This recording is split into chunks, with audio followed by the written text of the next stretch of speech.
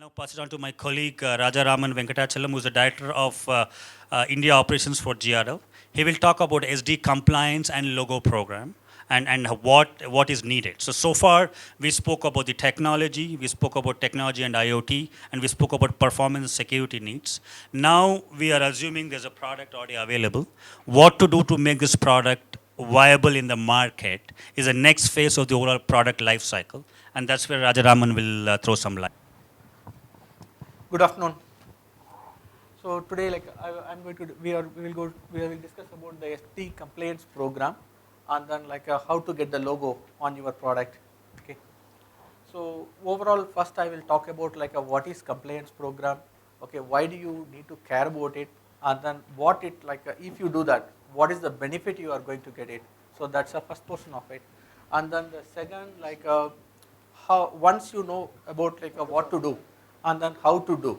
I mean what are all the tools are available, how you can do it yourself, and then what is the program SDA association giving for the compliance. All those things we will discuss, and finally how GRL can help you to get your product certified. So that's the overall idea. So before getting into that, I just want to take little off road.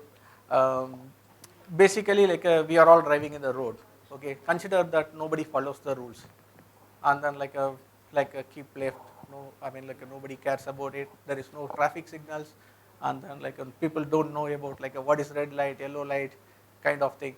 What kind of chaos we will get it really it will be very very difficult to manage in the road, right? I mean it's very difficult to commute, and then Bangalore situation is not that much worse, but still people won't follow sometimes rules.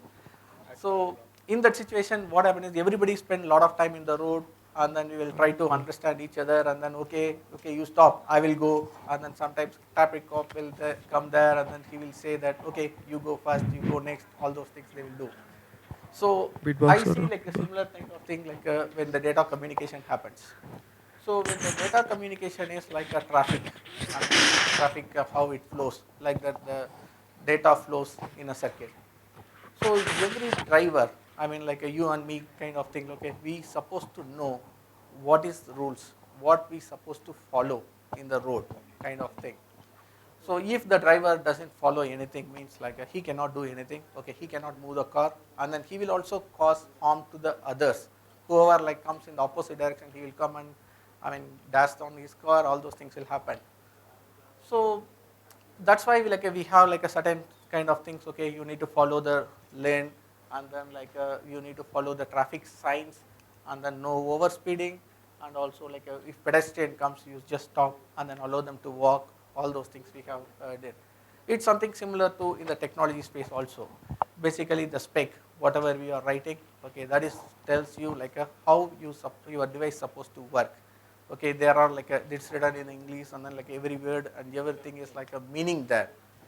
So the next one is even though there is a detailed spec, and then there is a detailed a procedure on what kind of situation, how to handle all those things, still a lot of accident happens, and then a lot of traffic jams happen.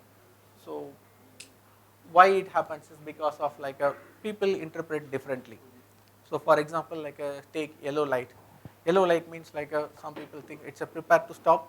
Some people think okay, I mean if no harm I will go, and then depending on the situation I will decide. If I am in a hurry, I will try to pass the yellow line and then jump on the signal and go. And then if I am not in hurry, I will try to stop. So all those things. It's basically there is a loophole here. So people depending on the interpretation, we will follow the things. And there are some unexpected incidents, like something people purposefully they jump the signal. So what happens when something happens like that happens, the other guy, whoever coming in the other direction, okay, he will get harmed. So that here other guy I mean is a other device, probably a host. Suppose you are a card manufacturer, means your host will have a trouble in communicating with you. And then this is mainly a similar to analogy is similar to this is a violating the spec. Okay, you are not following the spec properly. And then there is something which is beyond your control, that road condition. Suddenly you see no, that's no way. Suddenly they will put a take diversion kind of thing. Those things you don't have any control, and then like, but still you are on the road, you need to follow these things so that like you need to reach safely. And then this is like a same in our technology world. You can say that when the device is operating, there are like a various voltage, various temperature. You will design for something else, but the real device will be used in like a somewhere else. Say Himalayas, if they use like a temperature will be different, and then if they use like a in the normal like a Bangalore, the temperature will be different. But we need to, when we design, we need to take care of all these things. So this is like a typical example between like how the traffic scenario can be applied to a data flow.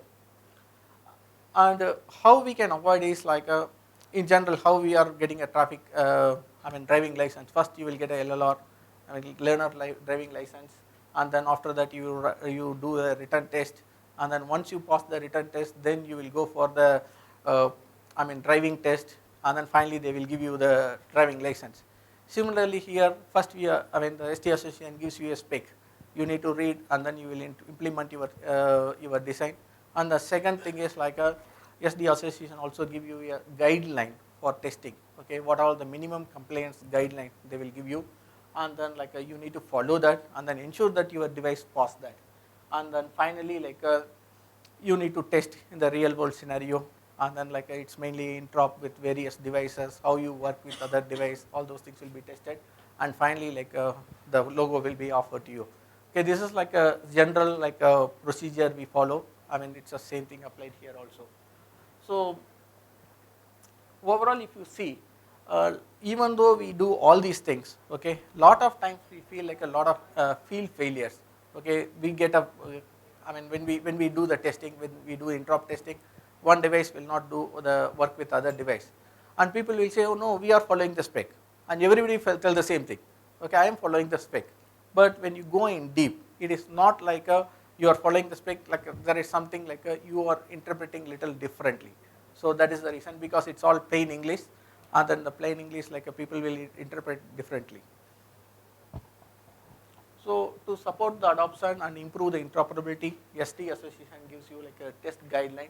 There are like two kinds of test. One is an electrical test, other is a protocol test, and these two tests you need to pass along with the interop. Even if you do all these things also, it is not guaranteed that your device will work like properly with all other devices.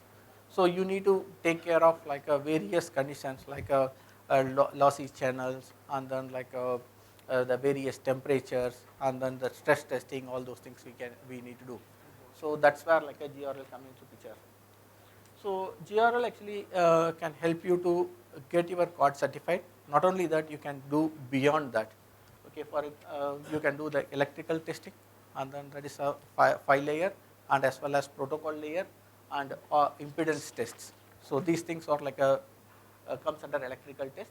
And protocol test, we have a protocol testers. It's for testing the host and as well as card, and then also like using oscilloscope, you can like take the trace, and then you can do the protocol decode.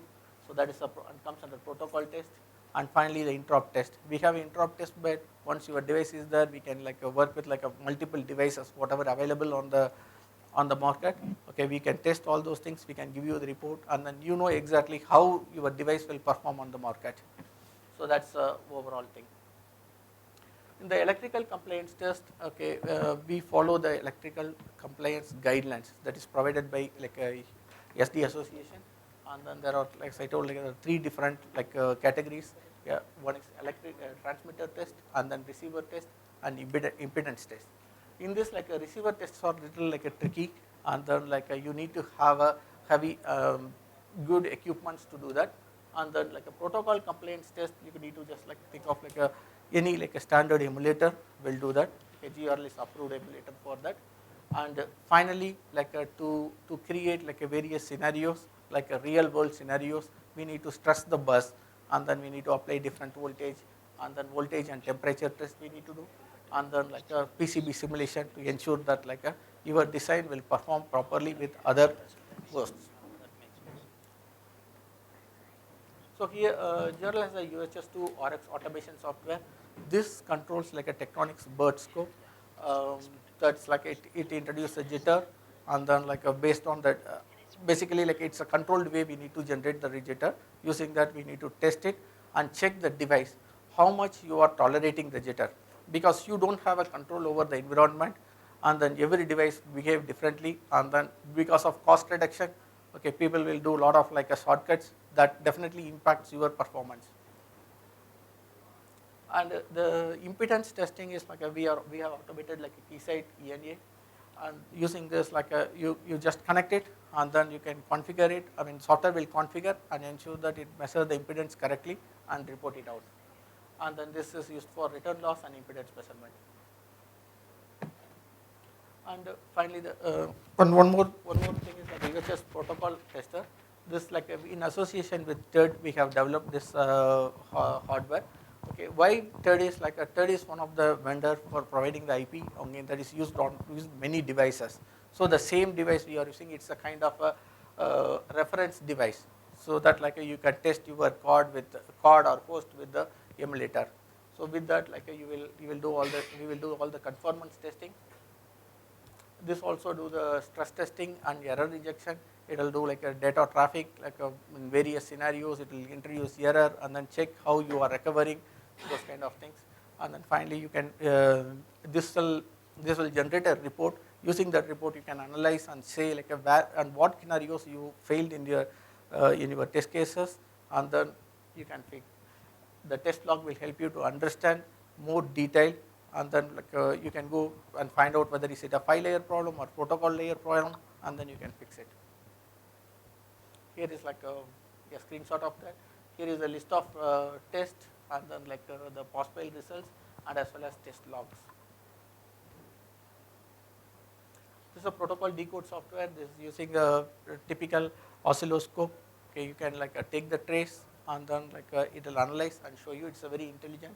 It can find the direction of the bus, because UHS2 is a bidirectional, so it will understand and then it will put the things in a right perspective.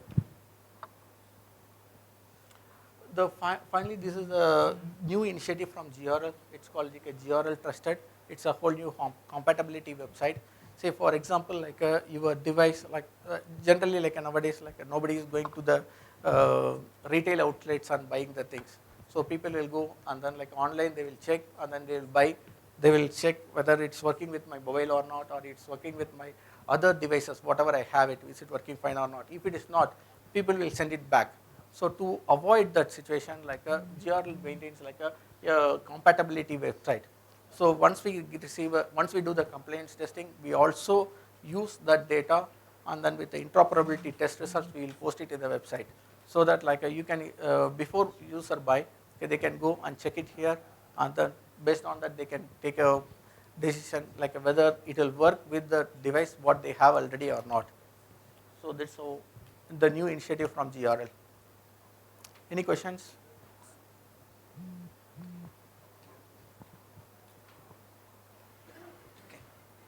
Okay, I am available. Okay, if at all any questions, like please feel free to stop.